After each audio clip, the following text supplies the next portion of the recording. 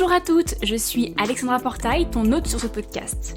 Bienvenue sur Éclosion par Hygiène de Vie Podcast. Si tu es arrivé par hasard, eh bien sache que le hasard n'existe pas. Et si ce n'est pas la première fois que tu entends cette introduction, c'est que tu es fidèle au podcast et je t'en remercie. Monologue ou discussion passionnante entre personnes passionnées, santé au naturel, bien-être féminin, nature cyclique ou encore découverte de nouvelles approches et manières de voir les choses, voilà tout ce qu'incarne ce podcast. Je te donne rendez-vous tous les mercredis matins et parfois le samedi en bonus pour un moment frais en toute simplicité et authenticité et 100% naturel. Alors abonne-toi pour ne pas manquer les prochains épisodes. Dernière chose, si tu souhaites me soutenir et contribuer à faire pérenniser ce podcast, n'hésite pas à me partager ta note, ton commentaire, bref, à le partager autour de toi pour l'aider à le faire rayonner. Prête à plonger dans ce nouvel épisode ? Je te souhaite une très belle écoute.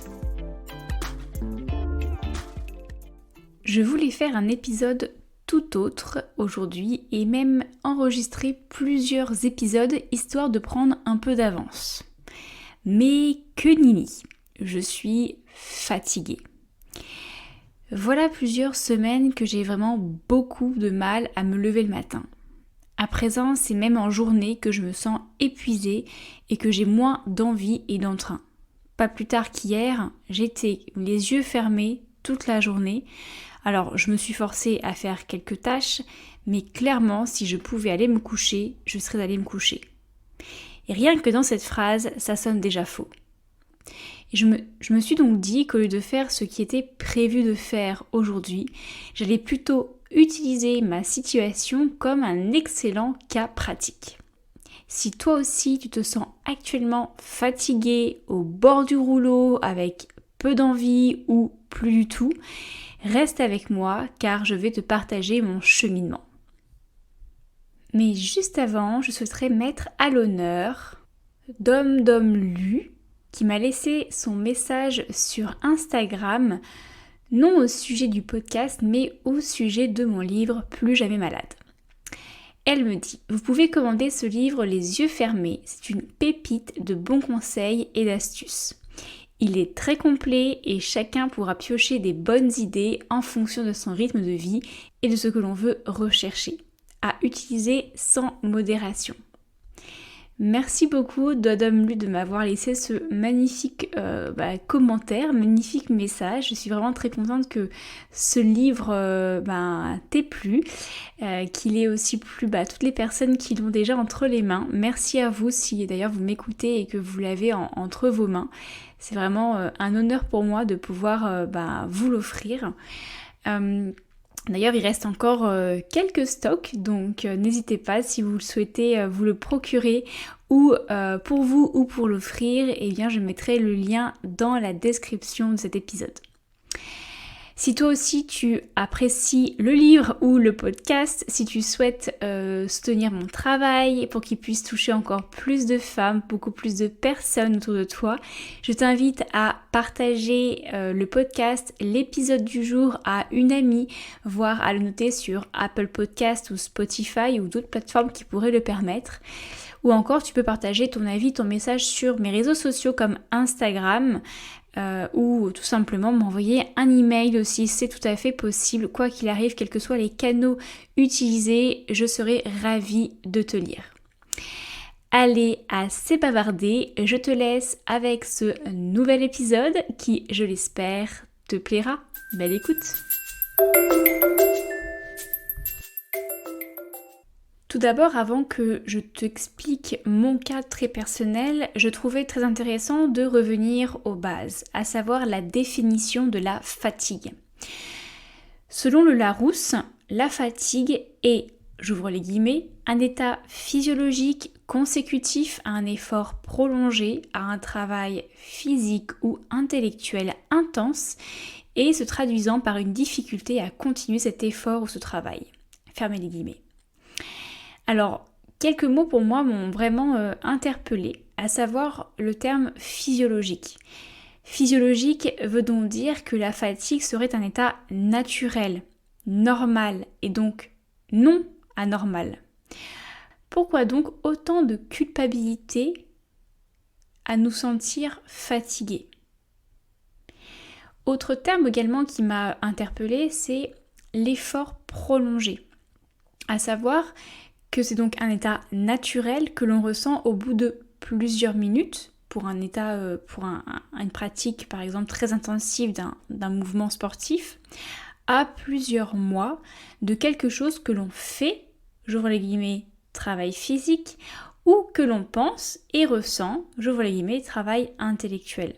Parce que la définition parle bien également de travail physique et intellectuel, de tâches physiques et intellectuelles.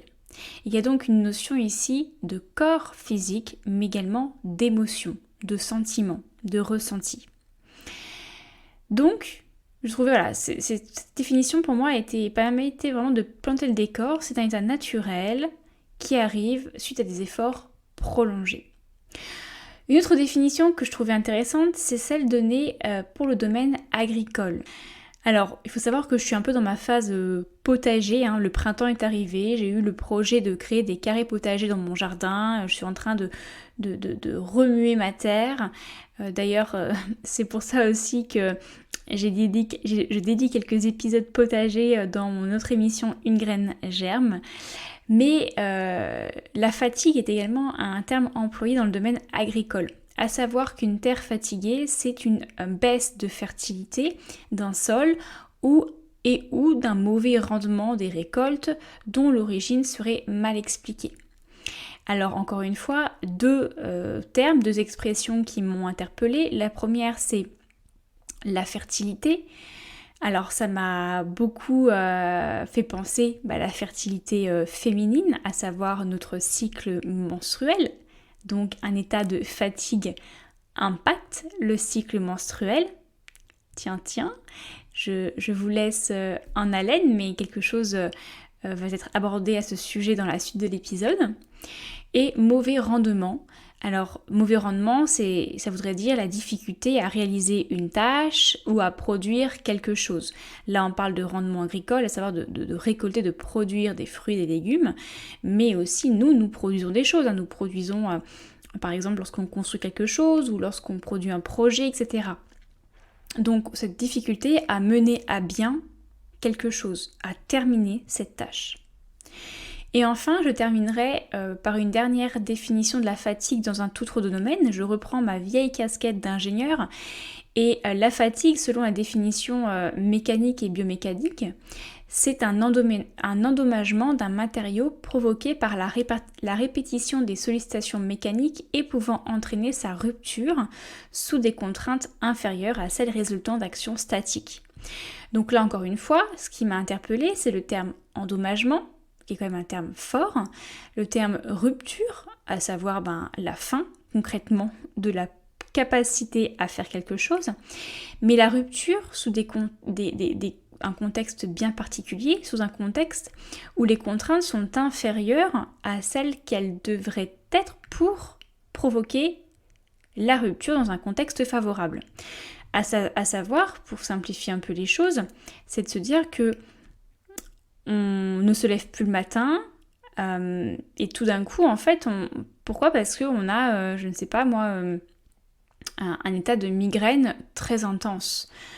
Dans un contexte normal, favorable, un état de migraine serait plutôt un mal de tête qu'on pourrait supporter. Mais dans ce cas particulier de rupture, sous une contrainte inférieure d'un mal de tête, ce mal de tête devient insupportable et nous empêche de faire quelque chose, d'aller à la tâche suivante, à l'étape suivante de notre journée.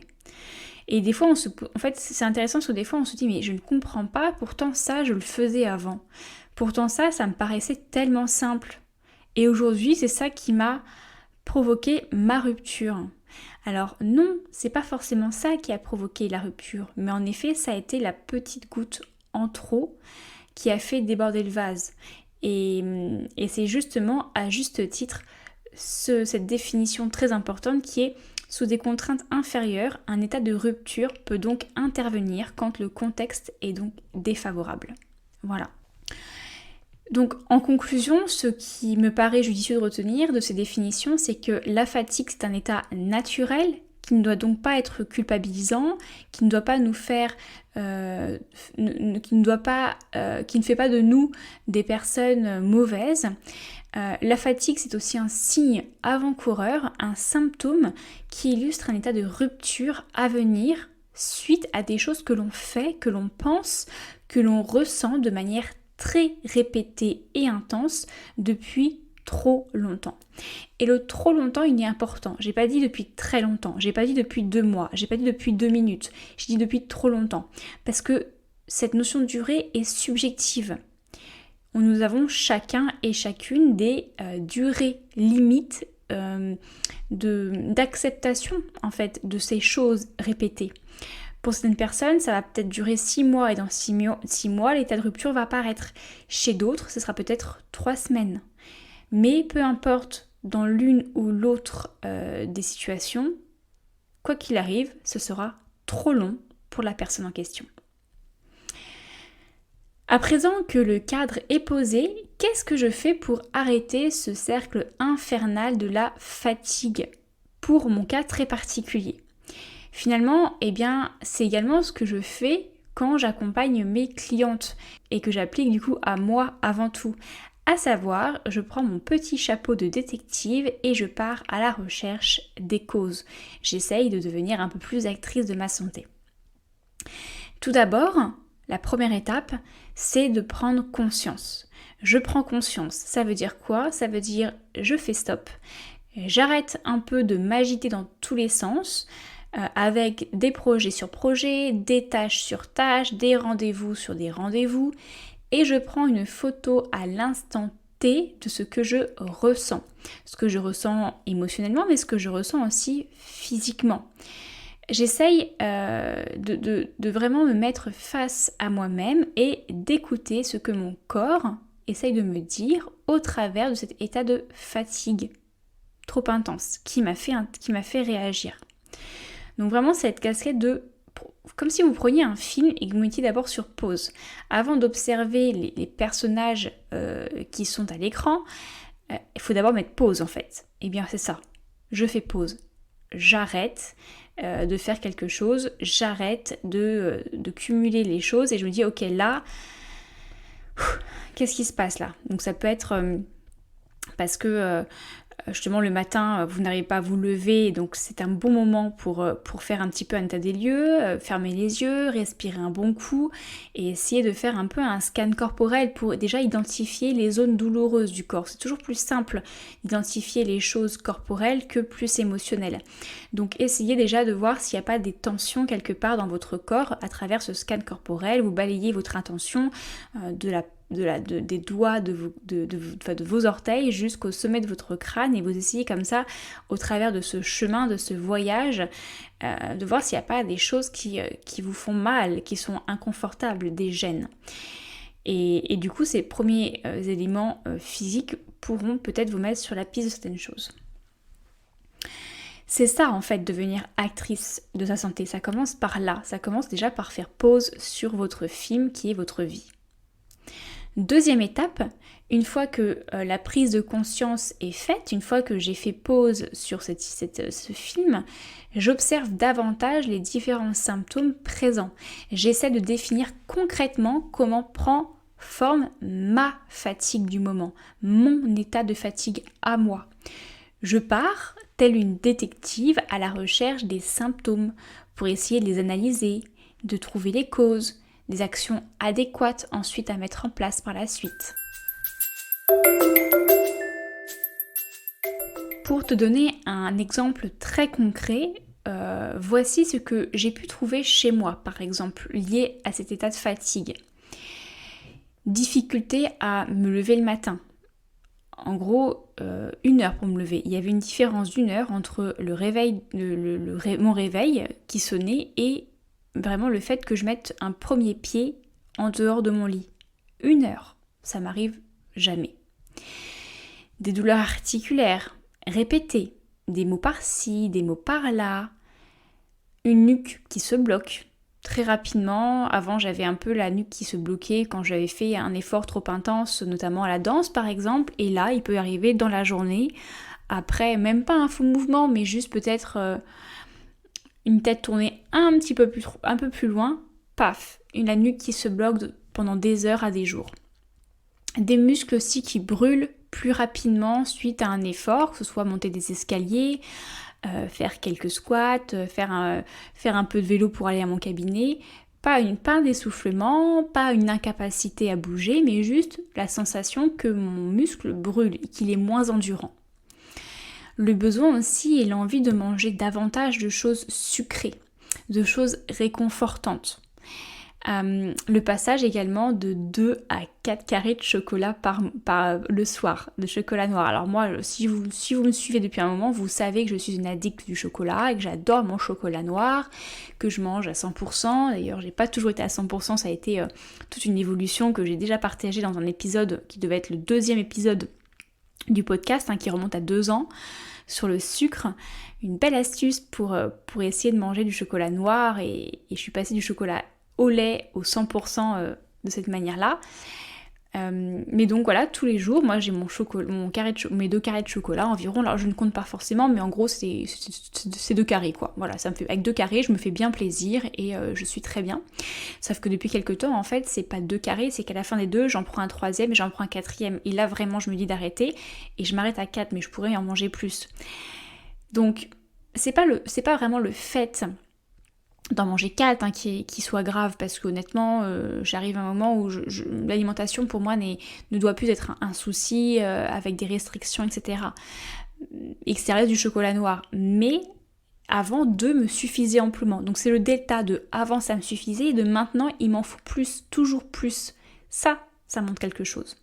Comme le café, une envie de café tous les jours. J'en prends 1 par jour. Mais cette envie vraiment de me dire j'ai envie de ce café là. Alors qu'avant, 3 ou 4 tasses par semaine, donc moins d'1 par jour, me suffisait également amplement. C'est pas tant de boire un café par jour qui soit embêtant pour la santé, quand c'est un café de bonne qualité et quand on le fait pour les bonnes raisons. Mais avant, 3 à 4 cafés par semaine me suffisaient amplement. Maintenant, j'en ai besoin d'1 par jour. Voire des fois 2, mais je me raisonne et je passe à autre chose. C'est ça, c'est delta encore une fois qui est interpellant.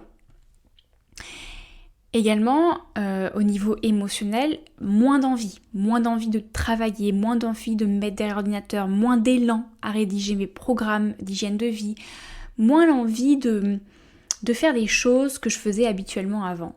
En fait, juste envie de passer à autre chose, juste envie de vagabonder en extérieur, juste envie de me laisser aller par le vent.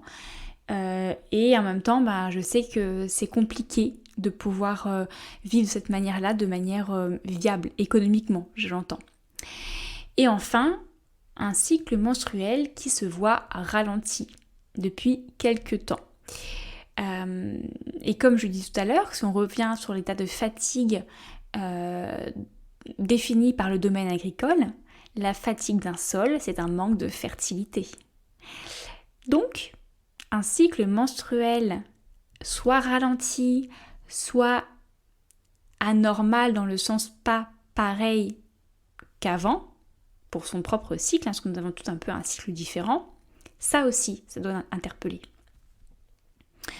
Donc voici une liste peut-être non exhaustive, parce que je ne dis pas qu'à l'instant T auquel j'enregistre cet épisode, j'ai terminé cette analyse de tous mes symptômes.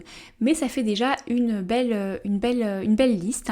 Donc même si elle n'est peut-être pas exhaustive, pris un à un et de manière ponctuelle, tous ces petits symptômes finalement n'ont rien de grave en soi. Mais le tout accumulé, et ce depuis plusieurs semaines, doit mettre la puce à l'oreille tout de même.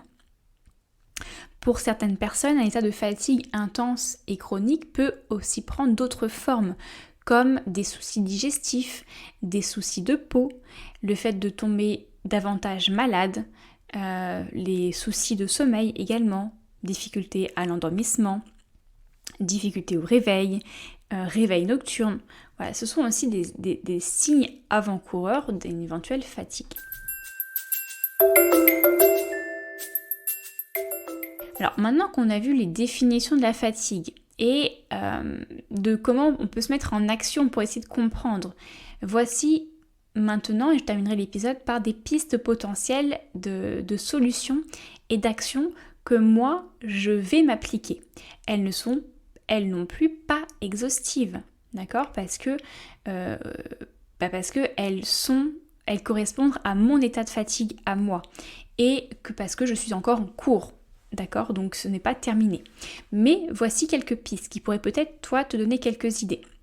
La première des pistes et la première chose, c'est de faire une prise de sang complète, c'est-à-dire macronutriments, micronutriments, lipidiques et thyroïde. La thyroïde est très importante.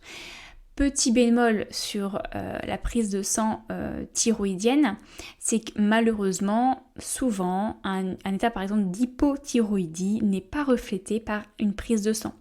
Donc si vous faites un bilan de thyroïde et que vos valeurs sont dites dans les normes, ça ne veut pas forcément dire que vous n'avez pas d'hypothyroïdie. Par contre, si vous faites un bilan de la thyroïde et qu'elle n'est pas dans les normes, dans ce cas, vous êtes sûr qu'il y a un souci de thyroïde. Voilà. Donc c'est toujours intéressant de quand même faire ce bilan-là. Pourquoi faire ce bilan ? C'est pour avoir une photo à l'instant T afin d'ajuster l'alimentation et les éventuels compléments en plantes qu'il faudrait faire en tant que protocole. Donc ça, moi, je ne l'ai pas encore fait, je suis en cours. Donc je ne me suis pas encore... je ne vais pas forcément me faire des cures de plantes particulières tout de suite, car je fais d'abord le bilan avant la complémentation. Par contre, ce que je peux faire, et ce que je fais d'ores et déjà, et ce que j'ai commencé à faire dès ce matin, c'est de réduire mon sport. À savoir, faire moins la chose suivante, une séance de sport cumulée à une activité en journée qui est non sédentaire. Par exemple, moi je marche beaucoup la journée, je prends mon vélo pour aller au cabinet ou je marche pour aller au cabinet. C'est une demi-heure de vélo, c'est 1 heure de marche aller, donc un peu plus au retour forcément. C'est jardiner, c'est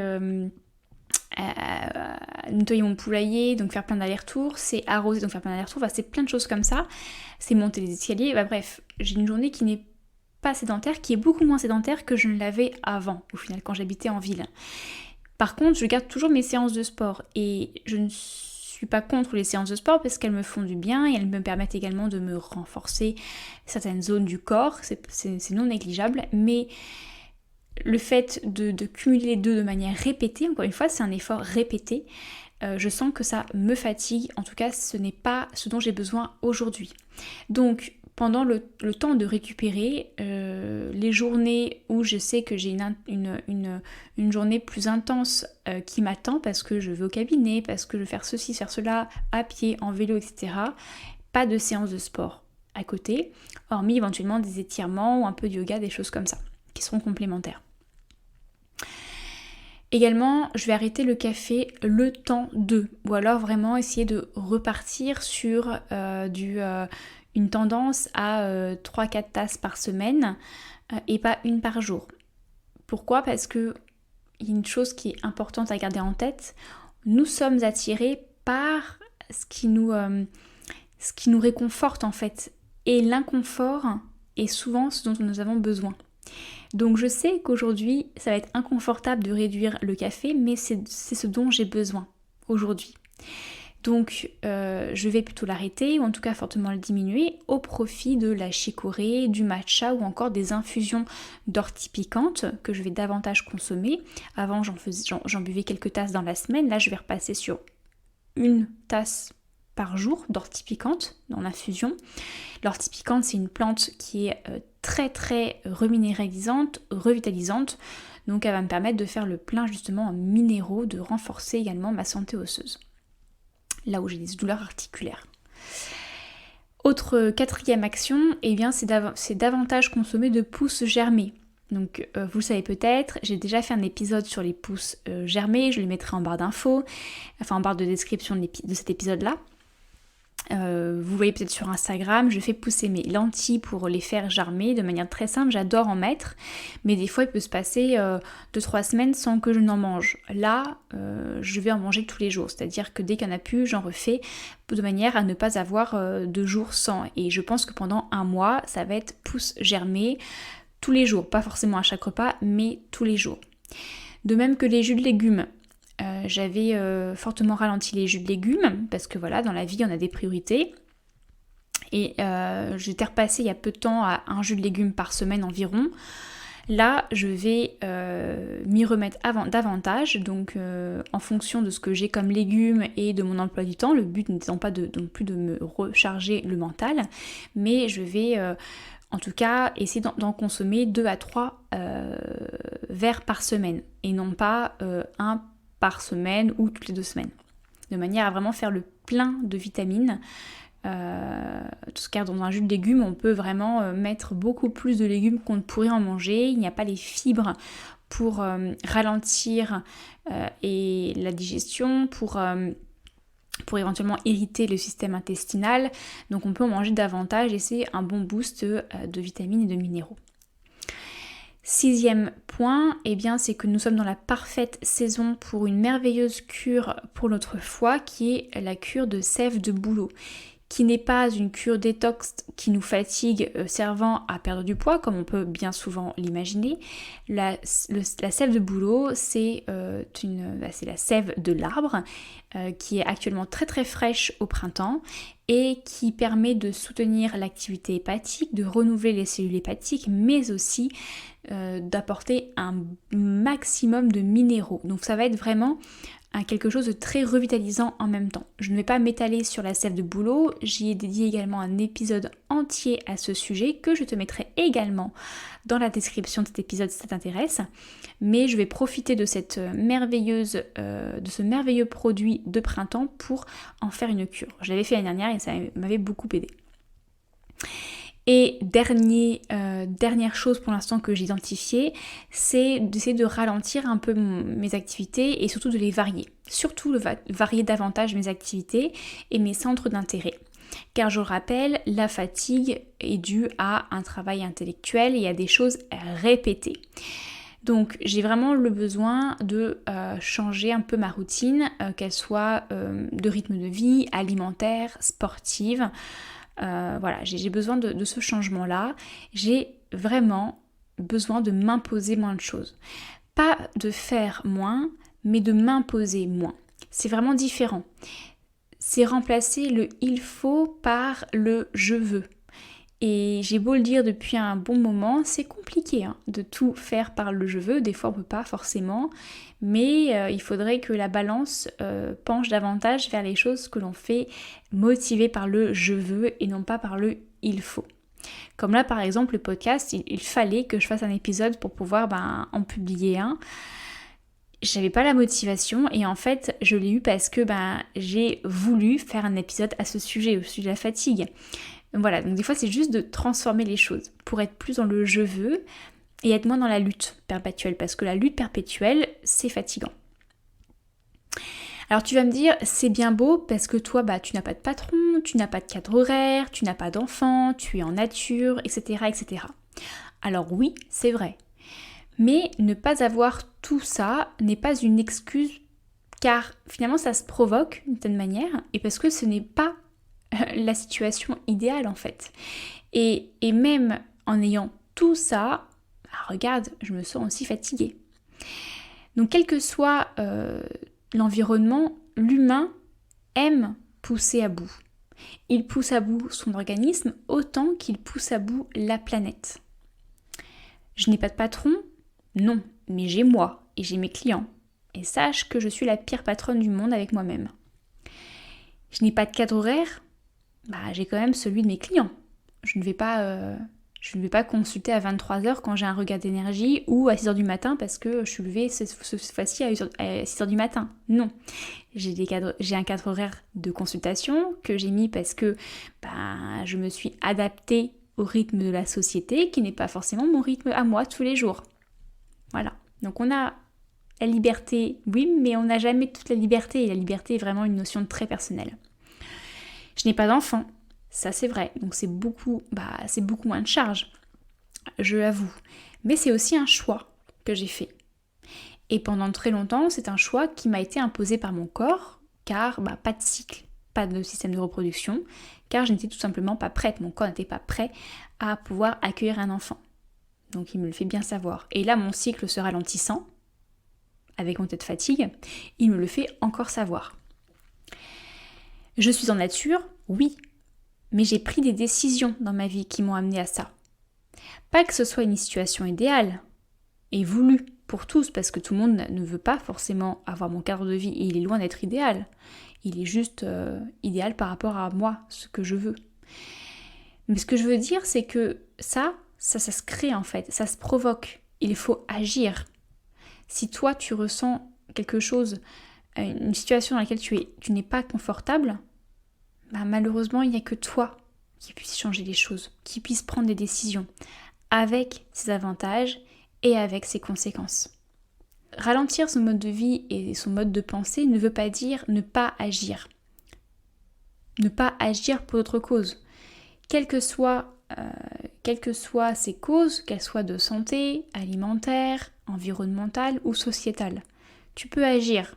Et ralentir ne veut pas dire ne pas agir. Pour ma part, je pressens fortement une sensation de manque de sens dans ma vie actuellement. Pas au niveau de mon métier actuel, qui me plaît tout autant, ni de mon cadre de vie, que j'adore, mais plus grand. Je me sens de plus en plus enclin à agir plus pour d'autres causes telles que celle de la préservation de notre environnement, la faune, la flore, l'être humain, l'humanité. Alors je ne prétends pas par là sauver la planète, loin de là, mais c'est une période de ma vie où j'ai envie de plus agir. Moi dans mon coin, dans les choses que je fais dans mon quotidien pour essayer de réduire mon impact, via le podcast, ma nouvelle émission Une graine germe que j'ai lancée au sujet de tous ces petits toutes ces petites choses que l'on peut faire pour être un peu moins impactant, pour vivre aussi mieux avec nous-mêmes, avec notre environnement. Et plus globalement, j'ai envie d'agir plus loin, plus global. Mais je ne sais pas encore vraiment comment. Et ça, c'est fatigant aussi, la réflexion. Et c'est la période dans laquelle je me trouve. Donc tout ça entremêlé d'un dégoût croissant pour l'économie actuelle, à savoir le travailler plus, pour gagner plus, pour dépenser plus et pour impacter plus. On sort un peu du sujet du jour, donc je n'irai pas plus loin sur ça. Ça serait davantage un sujet pour le podcast Une graine germe. Mais je sais profondément que ce désalignement croissant participe grandement à mon état de fatigue. Car je veux ralentir pour mon corps et pour ma tête, pour impacter moins, pour avoir plus d'énergie et de temps pour agir plus, mais je me sens prisonnière dans cette spirale économique de devoir travailler pour payer ses factures, de devoir faire payer des personnes pour des services rendus. Et par exemple, les podcasts qui s'intitulent « Comment réaliser 1 million de chiffre d'affaires en moins d'1 an » me rebutent au plus haut point depuis quelques temps. Seulement depuis quelques temps. Avant, j'écoutais pour essayer de m'inspirer sur comment faire croître mon entreprise. Mais là, ça me sort par les yeux. Alors je ne dis pas que je ferai mes services gratuits, parce que clairement, aujourd'hui, je ne pourrais pas payer mes factures avec des services gratuits. Mais, justement, je me sens un peu écartelée. Voilà, et ça c'est fatigant. Malheureusement, c'est quelque chose sur laquelle je peux un peu moins agir, hormis le fait de faire attention à ce que je peux dépenser pour avoir moins ce besoin presque vital de devoir gagner sa vie, en gros, pour payer ses factures.